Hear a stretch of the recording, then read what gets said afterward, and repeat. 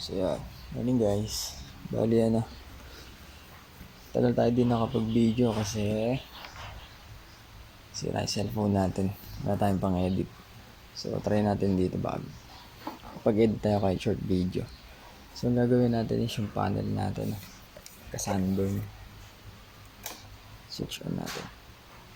Sa umaga medyo kita mo pa eh. Ayun na. Pero sa gabi totally ito. Hindi na makita.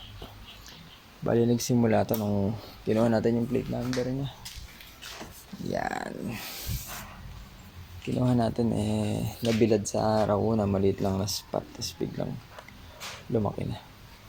So min-order tayo sa Shopee. Ito. Unbox din natin mamaya. Unpack lang pala. Bali tanggalin lang natin itong headlight. Tapos itong head cowling. Tapos tanggalin na natin itong speedometer. Di ko napapakita kasi ang dami naman ng video na gumawa nito. Gawin na lang natin is paano baklasin itong speedometer. Okay.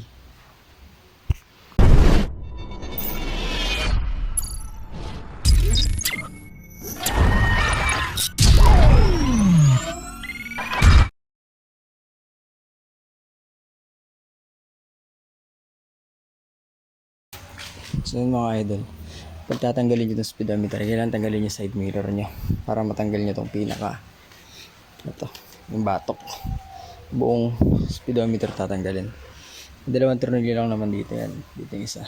Tsaka ito. So pag natanggal na yan, nilahin nyo. Tanggalin nyo na lang itong socket. Tapos itong cover ng milyahe. Socket lang din naman yan. So kahit yung milyahe na lang tanggalin nyo, ito iwanan nyo na dito na as is. Ito na lang tanggalin nyo mamaya. Okay? Tatlo yung tornilyo. Right.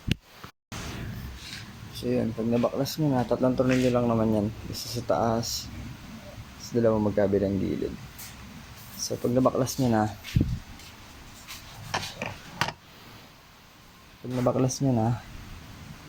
babaklasin nyo na itong cover. Medyo maliit yan, hindi kasya yung normal na Philip. Ito may ganito tayo. Baklas cover, tapos tatanggalin natin yung needle.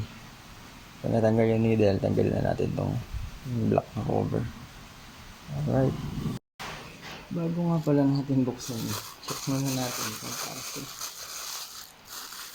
mamaya mali pala yung binigay. So bali ito Shopee lang galing. Baklas na, tapos mali pala itong wala pala tayong nilalagay. Anak ng pala.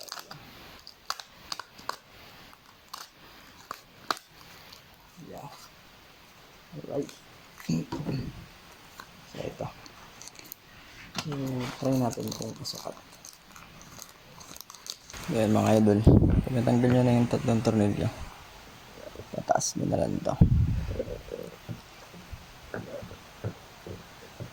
Grabe taas, 100.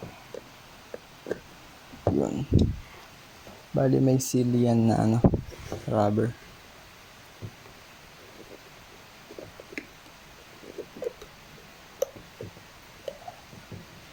Handa kasi baka mapunit.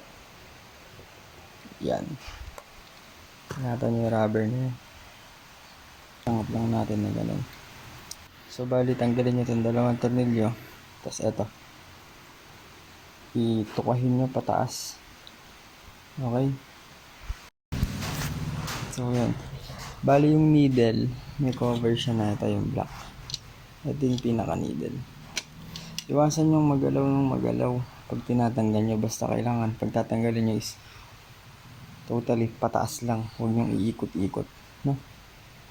So pag natanggal nyo na yun, tanggalin nyo na itong dalawang tornilyo. Nalawagan ko na ito. Ingatan nyo yung pointer na needle nyo, baka kung saan mailagay yan. Bali. Right. So natanggal na. Tatanggalin na itong cover.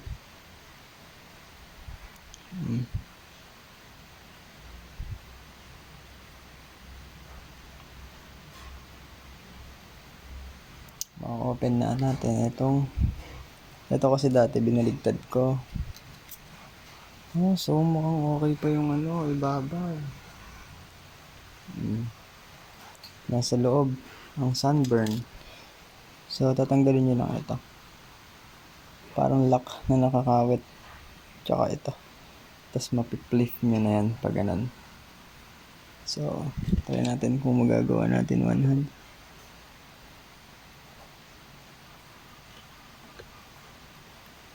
Parang hindi kaya ng isang kamay. So yun guys. Itong dalawa na to kahit di nyo natanggalin. Pag inalis nyo is buo itong matatanggal. Pwede naman may dalawa ditong maliit yan. Ito. Tsaka ito. Pinakakawit ng LCD. So tas pag natanggal nyo, ibaluktot nyo na lang siyang konti. Pero ingatan nyo ha.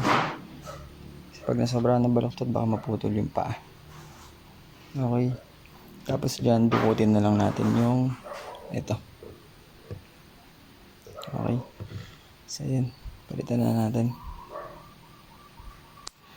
Yun guys. Kaya pala parang mag-gold to. Tinatanggal ko to. Ayaw matanggal. Natatanggal yung adhesive pero yung green na to ayaw. May film pa pala talaga. Ito. So bali natin tatanggalin pa natin. Alright. Ito siya. Sunog talaga. Hulog. Naligyan ng dumi. So bali may iwan ito. Clear lang talaga. So yun. Nakita nyo na. Possible na matanggal to. Pero may iwan pa yung film talaga. So yun. It's a prank. Kasi tanggalin na natin itong ibang adhesive para may dikit na natin itong bago. Okay. So yan. Nalinis na natin yung residue. So nagtry ako alcohol tsaka gasoline. Mas effective gasoline tsaka tela. So bilis matanggal yung residue. So yan, malinis na yung gitna. Ito hindi na matanggal kasi mahirap dukutin. Although matatakpan naman yan. Ito. Okay. So idikit na natin tong isa.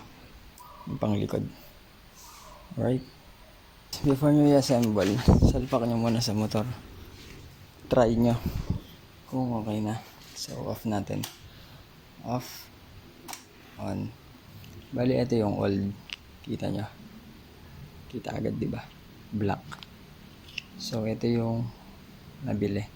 So adhesive side, supposed to be ganyan siya. Pero parang yung kulay niya medyo parang blue. Hindi siya polarized na baligtaran. Hindi katulad nito. Mas malinaw. Diba? Pag baligtad white. Baligtad black. So ito white lang. So parang nag-blue pa. Kaya malaki difference. Mas maliwanag diba? Kahit baligtad rin natin yung white nung isa.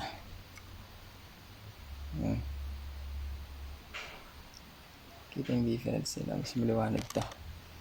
So balik ako sa stock muna. Stock na polarize ko pero yung black pa din. Right, yan guys. Tapos na. Mabilis lang naman ginawa. Matagal na lang ako sa paglalagay ng MDL ko.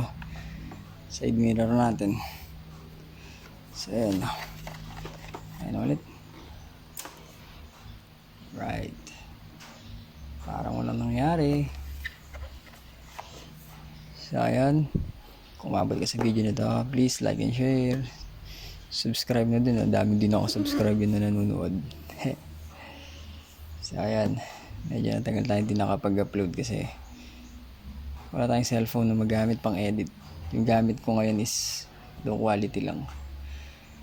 Tapos maliit lang memory. Susunod na lang ulit. Kita-kits sa susunod na video. Keep safe, ride safe, peace.